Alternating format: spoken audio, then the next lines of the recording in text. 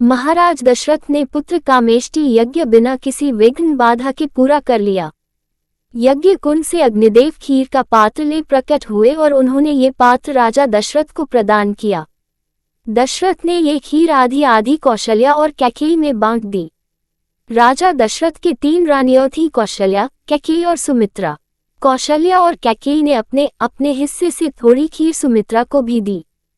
चौथ शुक्ल नवमी के दिन कौशल्या के गर्भ से विष्णु नीलमेघ कांति के साथ श्रीराम के रूप में अवतरित हुए। कैकेयी के गर्भ से विष्णु के शंख और पद्म के अंश लेकर भरत प्रकट हुए। शेषनाग का अंश लेकर स्वर्णिम वर्ण के लक्ष्मण तथा विष्णु के चक्र और गदा के अंश से माणिक कांति वाले शत्रुघ्न सुमित्रा के गर्भ से पैदा हुए। चौथ शुक्ल नवमी को कौशल राज्य भर में रामनवमी के रूप में आनंदोत्सव मनाया गया।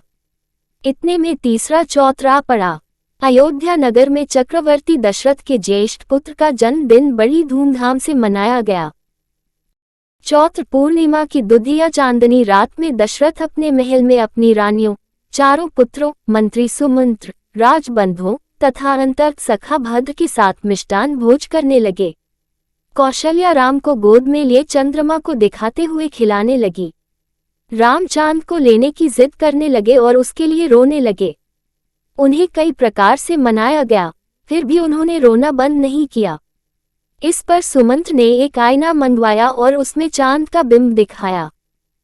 तब राम प्रसन्नता के मारे उस आईने में चंद्र तथा अपने को देखते हुए रामचंद्र कहकर अपने नन्हे हाथों से तालियां बजाने लगे।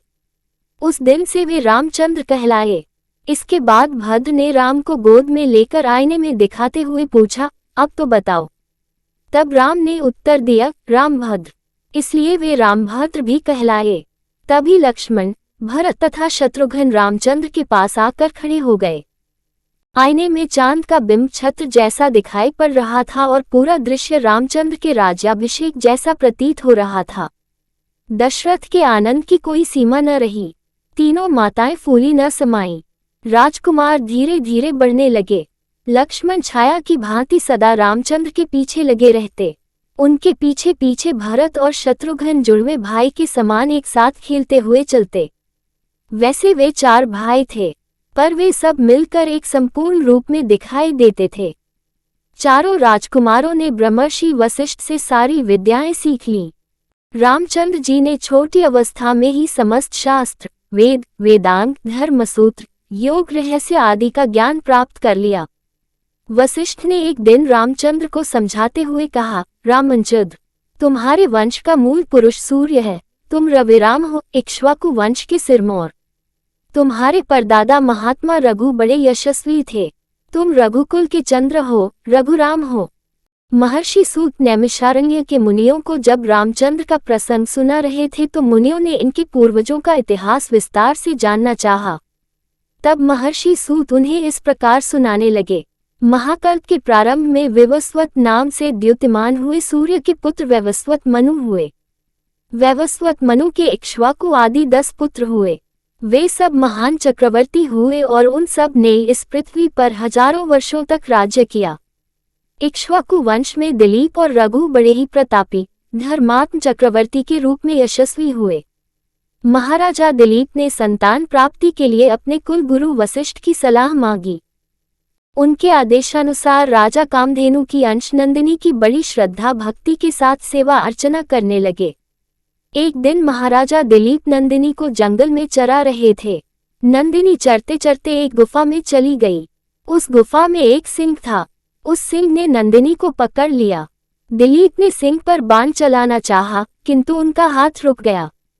सिंह ने कहा, हे राजन, ये गाय मेरे लिए आहार बनकर आई है। आपका मुझे मारना अधर्म होगा, इसीलिए आपके हाथ रुक गए। इस पर दिलीप ने कहा, तुम नंदिनी के बदले मुझे खा लो, किंतु इसे छोड़ दो। राजा के मुख से यह उत्तर पाकर सिंह अदृश्य हो गया। नंदिनी राजा दिलीप की भक्ति पर प्रसन्न होकर बोली, महाराज, मैंने ही माया से आपको ये दृश्य दिखाया है। मैं आपकी भक्ति की परीक्षा ले रही थी। आप उस परीक्षा में सफल निकले। नंदिनी ने राजा को संतान प्राप्ति का वरदान दिया। महाराजा दिलीप के पुत्र महाराजा रघु हुए। ये दानवीर के रूप में विख्यात हुए। एक बार एक तपस्वी राजा के अतिथि बनकर आए। उनके मन की कामना को भांप कर राजा अपनी रानी को उस तपस्वी के आश्रम में छोड़ आए। तपस्वी ने अपनी गलती मानकर बड़ा पश्चाताप किया और भक्तिपूर्वक रानी का चरण स्पर्श कर राजमहल में भिजवा दिया। महाराजा रघु ने एक बार दान में दी हुई चीज को वापस लेने से इनकार कर दिया। इस पर रानी ने राजा से निवेदन किया कि इससे अच्छा यह है कि आप मेरा सिर काट लें। इस पर रघु ने सचमुच रानी का सिर काटने के लिए तलवार चला दी, किंतु ये क्या, तलवार सिर से स्पर्श करते ही फूल बनकर बिखर गई। देवताओं ने उस राज दंपति की निष्ठा और कर्तव्य परायणता पर प्रसन्न होकर उन पर फूलों की वृष्टि की। महाराजा रघु ने अपनी सारी संपत्ति दान कर दी और जब धन न रहा तब कुबेर के पास गए। कुबेर ने आदरपूर्वक उनका स्वागत किया और उनकी इच्छा के अनुसार धन देकर विदा किया। रघु ने सारा धन याचकों में बांट दिया। महाराजा रघु के पुत्र थे अज। महाराजा अज बड़े शूर, वीर और पराक्रमी थे। एक बार स्वयंवर में भोजराज की पुत्री इंदुमती ने उन्हें वर लिया। राजा अज इंदुमती को साथ लेकर चल पड़े। एक दिन राजा अज इंदुमती के साथ उद्यान में घूम रहे थे। तभी आकाश मार्ग से नारद जी जा रहे थे। अचानक उनकी वीणा से लिपटी देवलोक की पुष्पमाला हवा में उड़ती हुई वहां आए और इंदुमती के कंठ में जा पड़ी। इससे इंदुमती की उसी घड़ी मृत्यु हो गई। राजा अज पत्नी की मृत्यु देख शोक में रोने लगे। तभी नारद वहां प्रकट हुए तथा राजा को उन्होंने इंदुमती के पूर्व जन्म की कहानी सुनाई। एक बार त्रिनबिंदु ऋषि की तपस्या भंग करने के लिए इंद्र ने हरिणी नामक अप्सरा को भेजा था। इस पर ऋषि ने हरिणी को मानवी जन्म का शाप दे दिया। हरिणी के अनुरोध करने पर ऋषि ने शाप से छूटने का उपाय भी बता दिया। स्वर्ग की पुष्पमाला के उसके कंठ में पड़ते ही इंदुमती को सुरबाला होने की याद हो आई।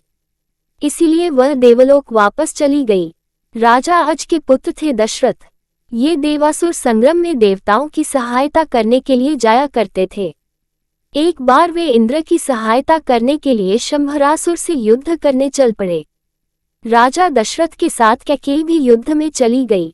युद्ध करते समय दशरथ के रथ का पहिया निकला जा रहा था। कैकेयी ने अपनी उंगली को धुरी में डालकर पहिए को रथ से निकलने से बचा लिया। रानी की वीरता से प्रसन्न होकर राजा दशरथ ने उसे 2 वर देने का वचन दिया, पर कैकेयी ने कहा था कि समय आने पर मैं अवश्य मांग लूंगी। राजा दशरथ शब्द भेदी बाण चलाने में दक्ष थे। एक बार ये प्रजा की फसलों को नष्ट करने वाले जंगली हाथियों का शिकार करने निकले। तभी उस अंधेरी रात में श्रवण कुमार अपने प्यासे माता पिता के लिए कमंडल से जल लेने एक जलाशय पर गए। जल लेने की आवाज सुनकर राजा दशरथ को शक हुआ कि फसल नष्ट करने वाले हाथी जलाशय पर पानी पी रहे हैं। दशरथ ने तुरंत आवाज की दिशा में तीर छोड़ दिया।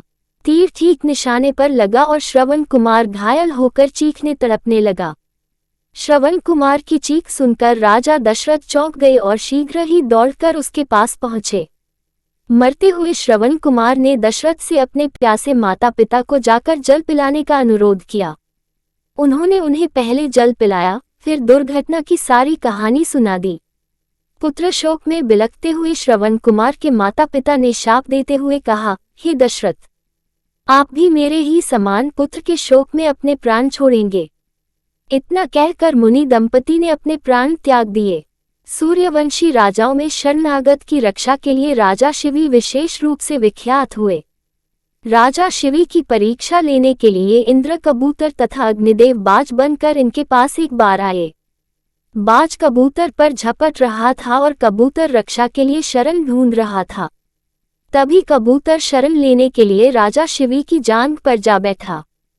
राजा शिवी ने उसे रक्षा का वचन देते हुए बाज से कहा, कबूतर अपनी प्राण रक्षा के लिए मेरी शरण में आया है, अतः इसकी रक्षा करना मेरा धर्म है। लेकिन साथ ही मैं तुम्हारा आहार छीनना नहीं चाहता, इसलिए हे बाज, तुम इस कबूतर के वजन के बराबर मेरी जांघ का मांस खा लो। बाज ने राजा शिवी की बात मान ली। तराजू मंगाया गया। एक पलड़े पर कबूतर बैठ गया और दूसरे पर राजा शिवी अपनी जांघ का मांस काट काट कर चढ़ाने लगे। दोनों जांघों का मांस चढ़ाने पर भी कबूतर का वजन भारी ही रहा। तब राजा शिवी ने तराजू पर अपनी पूरी देह चढ़ा दी। राजा शिवी के त्याग और दानवीरता पर प्रसन्न हो इंद्र और अग्नि अपने असली रूप में आ गए और उन्हें अनेक वर दिए। क्षत्रिय होकर भी घोर तपस्या द्वारा वशिष्ठ के समान ही ब्रह्मर्षि पद पाने वाले विश्वामित्र भी सूर्य वंश के एक समय बड़े प्रतापी राजा थे। इसी वंश में महान राजर्षि परम विष्णु भक्त राजा अम्बरीश हुए। लक्ष्मी स्वयं इनके घर में इनकी पुत्री के रूप में अवतरित हुई। इनका नाम पड़ा श्रीमती। श्रीमती बचपन से ही विष्णु को अपना पति मानकर इनकी आराधना करने लगी। अपने मोहक रूप और सौंदर्य के लिए वह तीनों लोकों में प्रसिद्ध थी। श्रीमती का जन्म एक विशेष उद्देश्य को लेकर हुआ था। देवर्षि नारद को एक बार यह गर्व हो गया कि मैं मोह माया से परे हूँ, मुझ पर इसका कोई प्रभाव नहीं पड़ सकता। एक बार नारद ने अपने इस गर्व की चर्चा पर्वत नामक एक ऋषि से भी की। एक बार घूमते घूमते नारद और पर्वत दोनों ऋषि राजा अम्बरीश के यहाँ पधारे। राजा ने उनका यथोचित आदर सत्कार किया और अपनी पुत्री श्रीमती को आशीर्वाद देने की प्रार्थना की। जब श्रीमती ने आशीर्वाद लेने के लिए दोनों ऋषियों को प्रणाम किया, तभी उन दोनों पर विष्णु की माया छा गई। वे दोनों श्रीमती का सौंदर्य देखकर सारा ज्ञान भूल गए और उससे विवाह करने को दोनों आपस में लड़ने लगे। राजा अम्बरीश को ऋषियों के इस व्यवहार पर बड़ा आश्चर्य और दुख हुआ। श्रीमती के अनुरोध पर अम्बरीश ने उसके विवाह के लिए स्वयंवर की घोषणा कर दी। स्वयंवर की घोषणा सुनकर दोनों ऋषि वहां से चले गए। स्वर्ग में वापस जाकर भी नारद श्रीमती को भूल न सके और उससे विवाह करने के लिए विष्णु से अपना सुंदर रूप देने की प्रार्थना की। इधर पर्वत ईर्ष्यावश विष्णु से यह अनुरोध करने आया कि स्वयंवर में जाने के लिए वे नारद को बंदर का मुख दे दें। विष्णु ने पर्वत की यह बात मान ली।